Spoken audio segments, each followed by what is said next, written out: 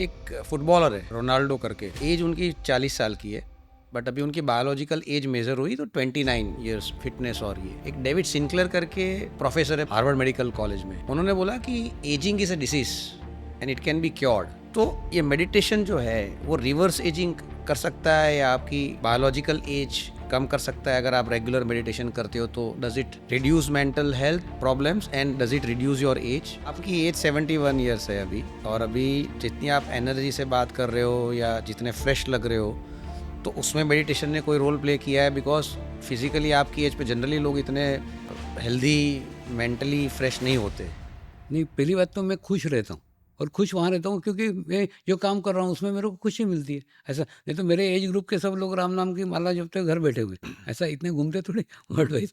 सब मेरे रिश्तेदार जो है ना, सब अभी घर बैठे हुए रिटायर्ड होकर। और दूसरा जो काम कर रहा हूँ उसको एंजॉय कर रहा हूँ, घूम रहा हूँ उसको। मैंने एक बताऊँ क्या, आप जो काम करते हो वो अगर वो आपका मन पसंद है तो कभी थकान महसूस ही नहीं होती और टाइम भी नहीं मालूम पड़ेगा, कितने भी घंटों बोलो कुछ भी बोलो चलते रहेगा वो। क्योंकि अपन ना शरीर स्तर पे बोलते ही नहीं रहते, उसको एंजॉय करते रहते।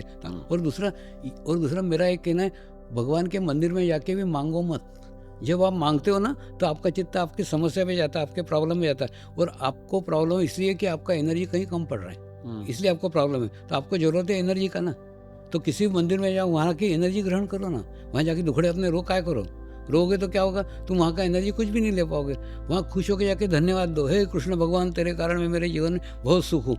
तो तुम्हारा ओरा खुलेगा तो कृष्ण की मूर्ति का कोई वाइब्रेशन अच्छा है तुमको मिलेगा। लेकिन वहाँ जाके तुम दुखड़े रोगे तो तुम्हारा चित्त कहाँ है कृष्ण भगवान की एनर्जी पे, तुम्हारा चित्त है तुम्हारे समस्या पे, तुम्हारे प्रॉब्लम पे। तो मंदिर वो स्थान है जहाँ जाके धन्यवाद देना चाहिए। कितने लोग हैं जिनको कुछ नहीं मिला है, अपने को तो बहुत मिला है। तो मेरे को तो मेरे जीवन में मैं सोच भी नहीं, मैं क्या मेरे रिश्तेदार भी सोच नहीं सकते इतना मेरे को मिला हुआ है। और दूसरा, मांगना किसको, परमात्मा अपने अंदर बैठा हुआ है, जो वो दे रहा है बस।